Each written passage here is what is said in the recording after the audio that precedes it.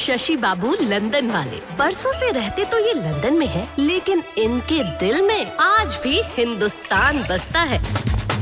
और ये हमन उनका नलायक बेटवा विजय बाबू। शराब से ज्यादा नशा तो तुम में है।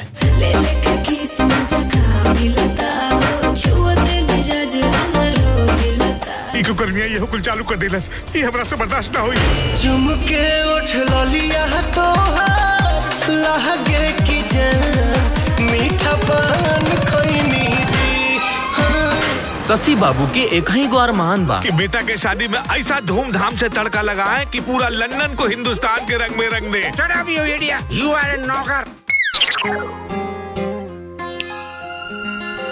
जब दिल में ऐड कर लिया है तो अपनी फैमिली में भी ऐड कर लो। कैसनी बीमारी दिहला सब नींद चैन ले लिहला रे पिया।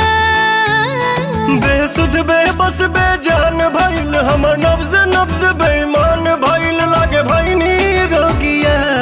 मद मस्त मलंग भइल मन जोगिया। जिस व्यक्ति को मेरे बिजनेस की कदर नहीं है उसके लिए यहाँ पे कोई जगह नहीं है। बेटा दुनिया के कौना भी लड़की से ब्याह कर, बाकी घर में तहर ब्याह ना होए देव। वहाँ तेरी शादी नहीं होगी। Excuse me. उससे बेहतर 1000 लड़के खड़े कर दूंगा, लेकिन विजय जैसा प्यार करने वाला कोई नहीं मिलेगा। ना तू बेटा के बाप माने राजा भोज महाराज पापा। मुझे ये प्रस्ताव स्वीकार है। तेरा मिलना ही सब कुछ, न कुछ पाने को बाकी है। तुझसे ही सांस आती है, जीने के लिए तू काफी है। क्यों ना हम इनका मूड स्विच हो से पहले अपने बच्चों की एंगेजमेंट तय कर दे। तू काफी है। Welcome welcome. सज धज के जब पहिरेली हम ड्रेसी करिया। काहे रुक जाला हमरा पे बब तोहर नजरिया। पीछे पीछे हमरा के हाँ के करन समय बर्बादी। कजरा कतल करवाती, कजरा कतल करवाती।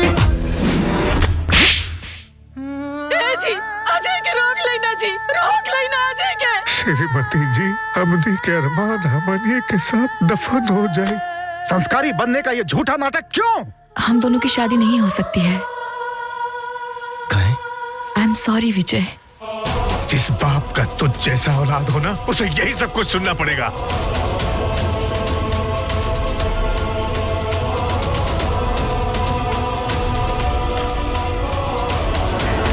बच्चा लोगन के परवरिश लंदन में कैदी और उम्मीद श्रवण कुमार के।